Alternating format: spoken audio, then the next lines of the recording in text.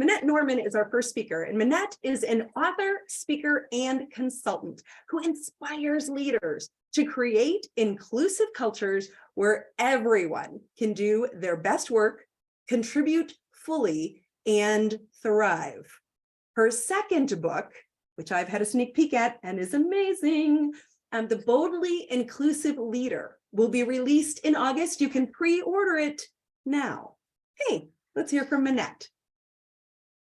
Did you know that when we feel excluded, our brains register pain? And it's exactly the way it registers physical pain. It is real pain. It's not imaginary pain.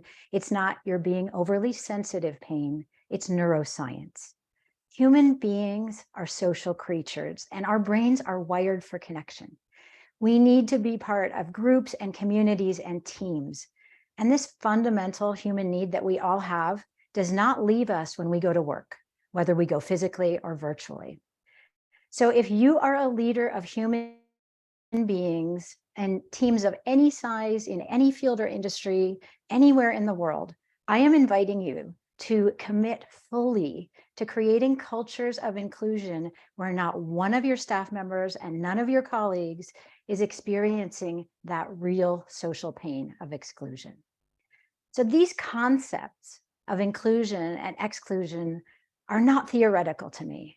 I spent 30 years in the software industry, and I often felt like an outsider, even when I rose to really high levels of executive leadership. I felt that there was an inside club and an outsiders club. I never, or very rarely, made it into that insiders club.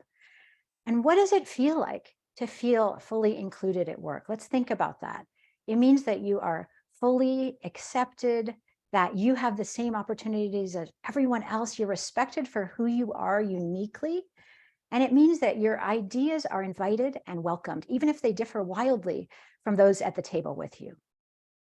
So I had those experiences of being excluded, but I also had the experience of knowing what is it like when there is a team that is truly inclusive and what's possible in those moments when you work really well together. And what I've witnessed is innovation goes up, performance goes up, sense of belonging goes up, and human connection, and we thrive at work. But it doesn't happen automatically when you hire a diverse workforce. You have to actually deliberately create those inclusive cultures. When I was in tech, 20 of those 30 years, I was leading teams myself, and I had no blueprint for what does it mean to lead inclusive teams. And so I was watching and I was observing behavior around me, and I would emulate what looked useful and I would not emulate the behavior that I thought was harmful.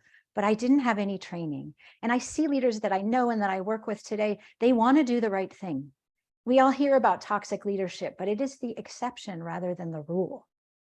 And most leaders want to do the right thing. They want to bring out the best in their employees. They want high-performing teams, but they're not quite sure what to do when it gets to diversity and equity and inclusion issues. And every leader in every field has a full-time job.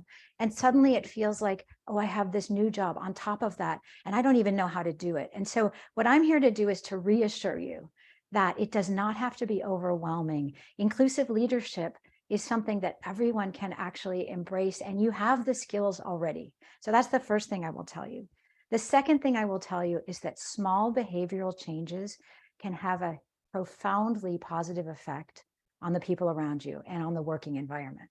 And third, one of the excuses I hear is I don't have time to work on inclusion because I have these other business priorities. And what I will assure you of is that if you invest in creating inclusive cultures, your business results will follow.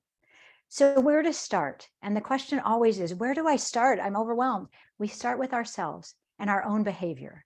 And we start by inviting people who have different perspectives to participate with us.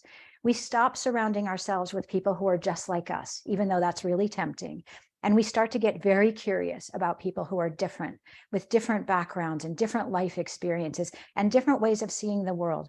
And we ask questions and we get really curious. And we actually start to say, you know what, I see the world through my own lens, and I would love to get a whole new perspective in here. And will you share your perspective on this, even if you're going to challenge me?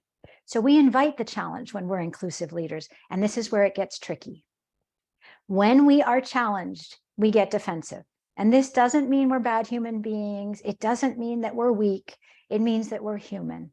And what happens is if someone says, Minette, that's a terrible idea, my brain is going to perceive that as a threat. My brain is going to go, uh-oh, danger, I'm being attacked. And what happens then? It's our natural primitive instinct, fight, flight, freeze.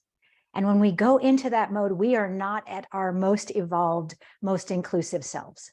And we have to be very careful, because if we don't realize what's happening, we are likely to lash out at someone or belittle someone or embarrass them in public. And I can tell you this from firsthand experience. I have been on the receiving end of an executive who lashed out at me when I challenged them, and it is devastating. What happens is you think, I am never going to speak up again, because that was humiliating. And you as the leader have just created an environment that is not inclusive. You've just signaled, I don't really want to hear all the voices. I just want to hear the ones that agree with me. So what do? What you do is you have to become bravely self-aware that you're getting defensive. And your body's going to tell you. Your body is going to show you by having increased heart rate, or a flushed face, which is why I always get the red face immediately, or your shoulders tightening up and you're so tense and you suddenly need to do something. And what do? You pause. You take one breath. And in that one breath, you have calmed down that amygdala, and that fight, flight, freeze goes to the background, and you are calm again, and you can engage with the person, and you can say, can you tell me more about that? I really want to understand your perspective. Or you simply say, thank you so much for being the brave person to ask me that question or to offer that perspective. That is hard to do, and I truly appreciate it. And in that moment, what have you done? First of all, you have shown appreciation for someone with a different viewpoint. You have signaled that you truly mean it when you talk about diversity and inclusion, and that you're not just paying lip service to it. And how has that other person on the other side felt? They have felt heard, seen, and respected. And that's what inclusion is about. This world needs boldly inclusive leaders, and I invite you to be one of them. Thank you.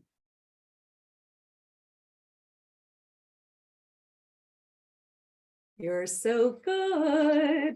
This topic is so wildly important right now. And so I love the fact that you give the examples of, like, we are all humans, right? We're all going to have that, like, go to our back foot, feeling that defensiveness, and that moving to our more evolved self to say, I want people to challenge my ideas. That is so important. And leaders who can truly embrace that by using your model, by using your teaching, they're going to have a much more profitable business. Thank you so much for joining us. I'm so thrilled that this audience got to see you.